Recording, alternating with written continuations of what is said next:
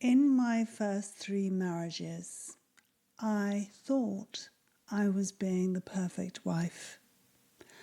I always had the dinner on the table when they got in from work. The house was spotless, tidy. I always took care of myself and presented myself in a way that I thought they might find pleasing. I generally greeted them at the door. But you know what? None of it was appreciated. Nothing. And the more I did, the less I got. Now, if this sounds like your marriage or your relationship, then this video will help change your life for the better. It's the video I wish I had watched when I was 16. And of course, YouTube wasn't around then. But if this is you, then the next 20 minutes or so may change your life. As you know, I'm a baby boomer. And in my day, I was told that in order to be loved, you needed to be perfect. Or, to quote Mary Poppins, practically perfect in every way. And that's what I tried. I tried to be perfect. I tried to do everything that I thought that my husband might like. And I actually thought that if I did all of these things, then he would realise how lovely it was to be treated in such an adoring fashion and reciprocate. But guess what? He didn't. They all took all of that loving adoration and kindness and attention and just took it. And, all the little notes I might leave in my husband's pocket for him to find at an odd time during his day and think, oh, look, she loves me, meant nothing at all. Nothing whatsoever. It's a sad state of affairs when you base your life on something that has never had any hope of getting you the results that you so crave. That you want to be loved, you want to be cherished, you want all of those things that when you're in love with somebody, you think they should do for you. It's only as I've got older, well, actually, it was for the first 40 years of my life, I believed this wholly and solely. So every single relationship I got into, I performed the same tasks. I gave everything you can imagine. And below me, I got the same results. I can't remember who said it, but doing the same thing over and over again is where insanity lies. And yes, it drove me crackers in the end. It just seemed such a shame that those men that got all of this attention from me didn't actually reciprocate at all. And it took me until I was in my 40s to wonder why I would keep on repeating the same errors. In the end, I had to realise that it was me. It was me that had so little self-esteem, so little self-worth, that I constantly needed to prove myself to the person that I was with in the hope, not even the expectation, but the hope that they would begin to treat me well. And of course they didn't. It never occurred to me that it was me that was letting them off the hook. I still believed, right until the dying embers of that flame going out, that somehow if I just tried a little harder, did a little bit more, that they would come round. But they didn't. They'd had years of my love and attention. And they'd got used to just receiving without feeling it necessary to give back. And if you're feeling like that, do you wonder why too? Do you wonder why you lavish all this love and attention and care on your husband or your partner of so many years? Or if you're a young woman and you're only just married for a few years and you've noticed that things have changed and things aren't going your way, do you wonder why? Do you think that he must be having an affair or something else? But have you ever wondered if the problems that you're experiencing are coming from you? And that's shocking, isn't it?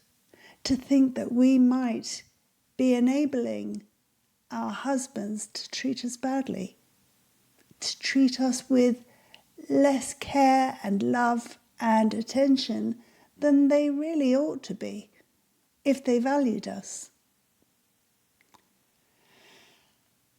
When I was 40, or just over 40, I embarked on a series of courses for NLP. I wanted to improve myself.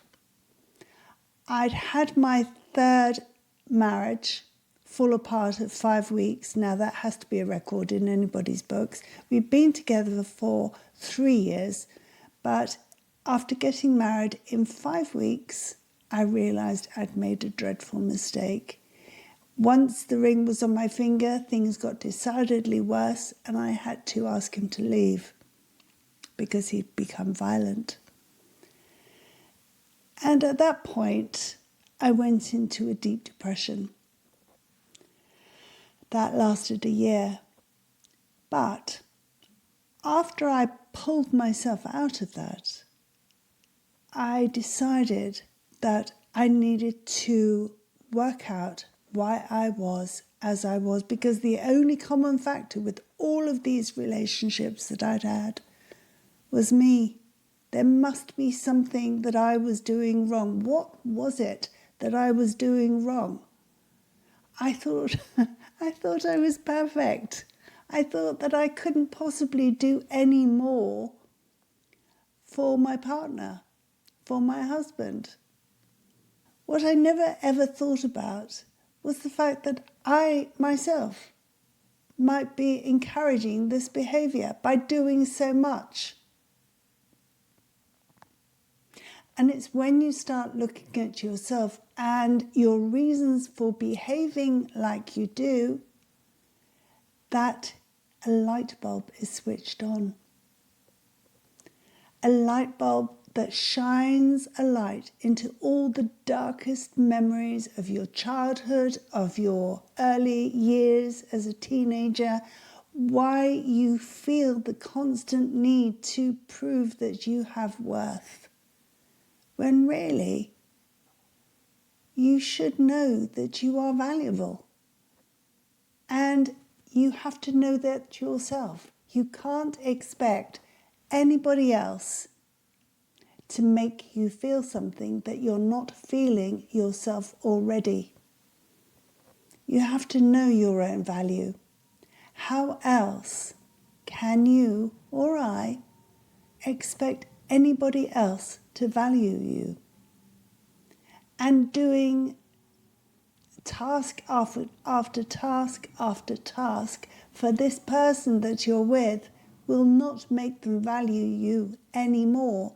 You'll just become one of the workers at his office, something like a cleaner that does the house, or a babysitter that does the childminding. You're not seen as an equal.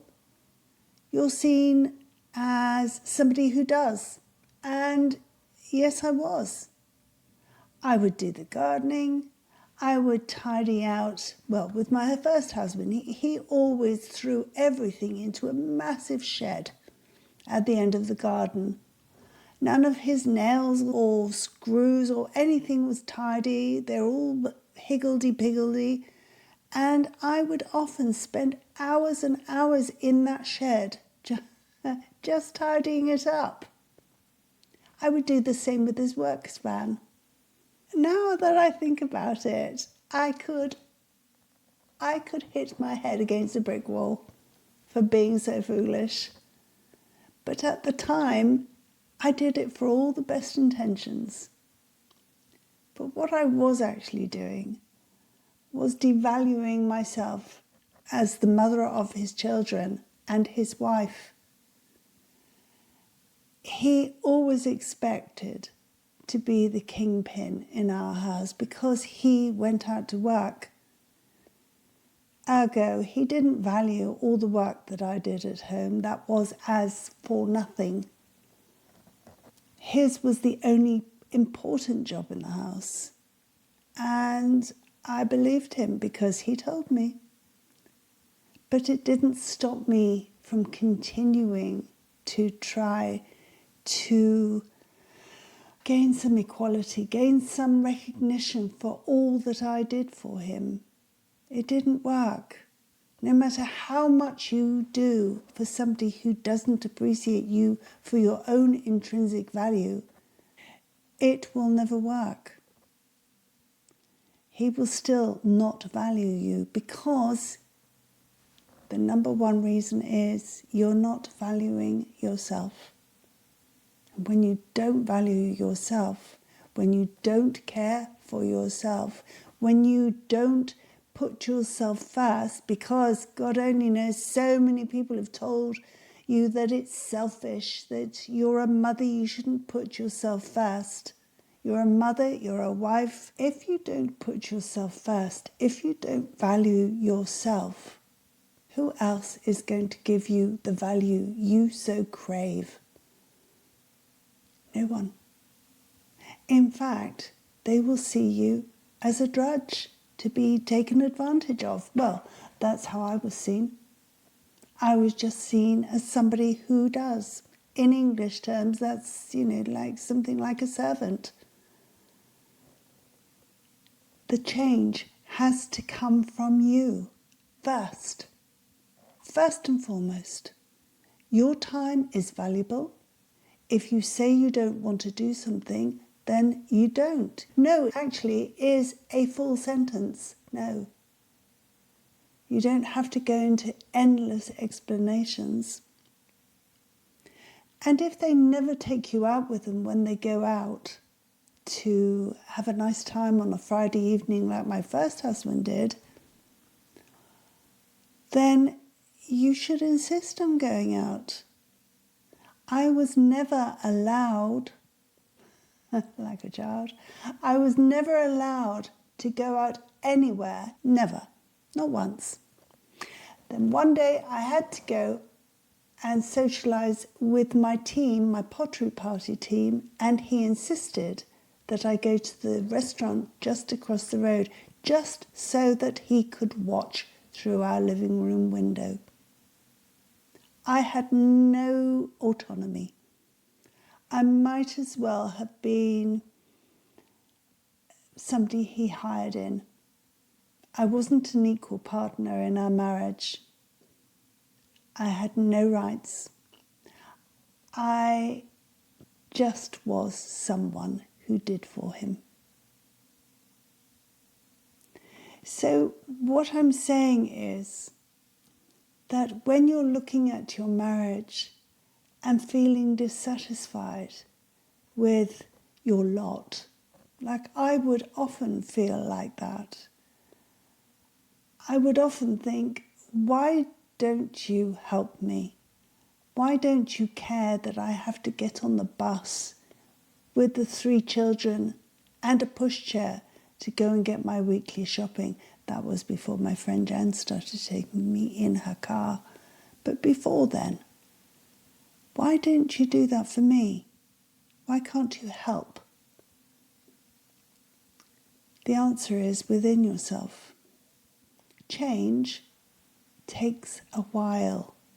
It takes a tiny notch on a dial to be turned very slowly, because it's not just that he might find it shocking if you changed overnight.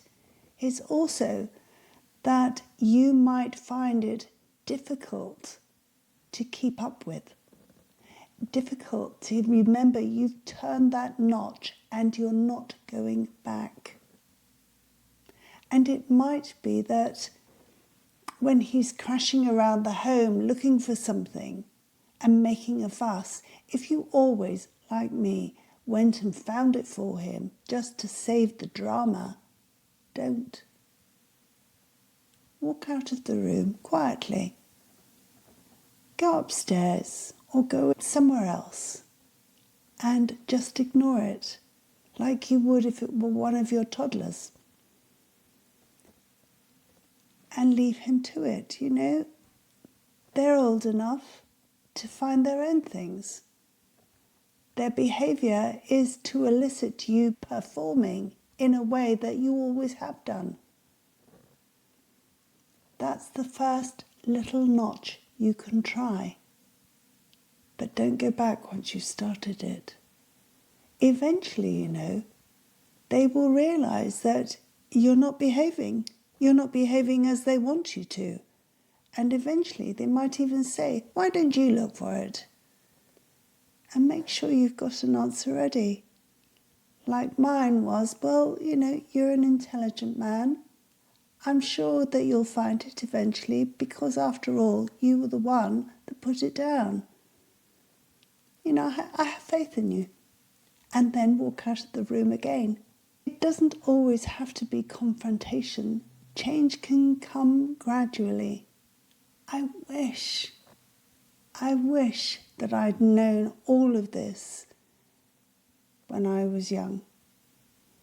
I wish that I had a full sense of my own worth when I was young. But if you've started off with a mother who says to you, you think the world revolves around you, but I'm here to tell you it doesn't, then it's small wonder that I had no self-esteem and no self-worth. And I'm sure that you've got similar tales. But no matter what age we are, no matter how many nasty things have been said to us, we don't need to keep them as our own. We can change. Even beyond 70, we can change. We're not stupid. We're actually quite clever, really. And change by one small notch on the dial is what we'll do to affect our own health and well-being in our relationship. It's very easy to think, I am dissatisfied with this relationship. He's not what I signed up to all those years ago. And now the children have left home and I'm going to buzz off and leave him on his own. But I can tell you, divorce isn't all it's cracked up to be. The process is horrible. It's stressful. And if there is any chance of you saving all those years that you've put in to your marriage, then it's well worth it if you get the person that you deserve, that you deserved all those years ago. So today, I want you to think of one tiny, weeny change that you can make to make your life better in a tiny way. And keep at it. Don't let it go.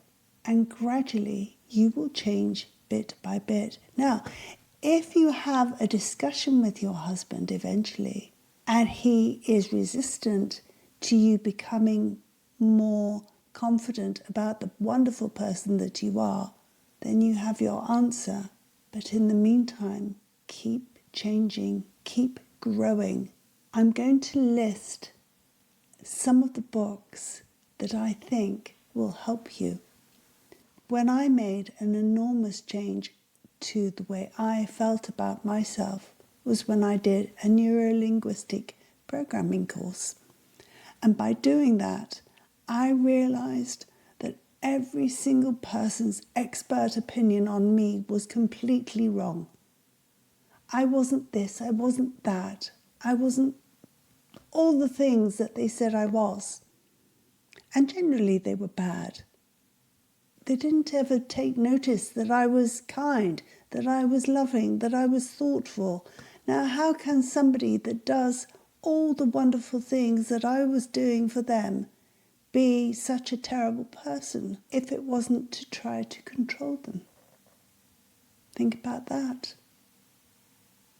So what I want you to do is think about one thing that you want to change, one tiny thing that you feel might start your ball rolling, and comment below. What is it you would like to do? I found that walking out of a room where somebody was huffing and puffing and screaming and swearing and shouting was incredibly effective, because that behaviour happened every week, several times a week, and I'd be forever running around trying to find the thing that he had lost, misplaced. And gradually, once they realise that, then you can find something else that you want to change. One small thing, one tiny, tiny notch on the dial. Change is like exercising a muscle. Our muscles, when we've spent years and years in an unappreciative, unkind marriage, is like a muscle that has never ever been used. We have no self-esteem. We have no pride. We have no sense of self or intrinsic value that we bring to this partnership. But once you start looking, you will find all sorts of things that you bring to the marriage. How would he manage if? What would he do if? What would he do if you weren't there? How would he manage then?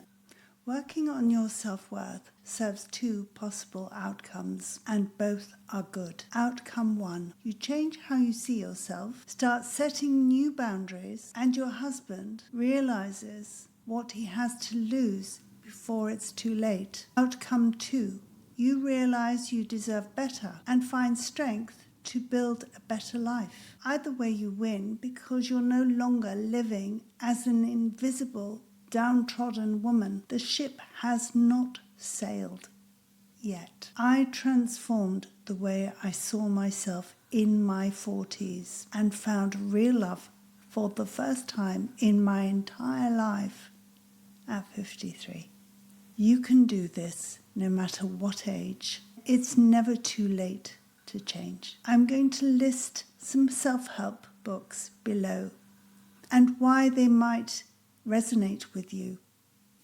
So let me know in the comments what your small change would be and how you get on if you put it into practice. Everything begins with a small bite. That's the way we'll eat this elephant and come out better at the end. In my next video, I'll be sharing with you your real options if you're stuck in an unhappy relationship. It's not always what you expect. Leave your comments below and the one thing that you're going to change. In the meantime, lots of love. Bye-bye.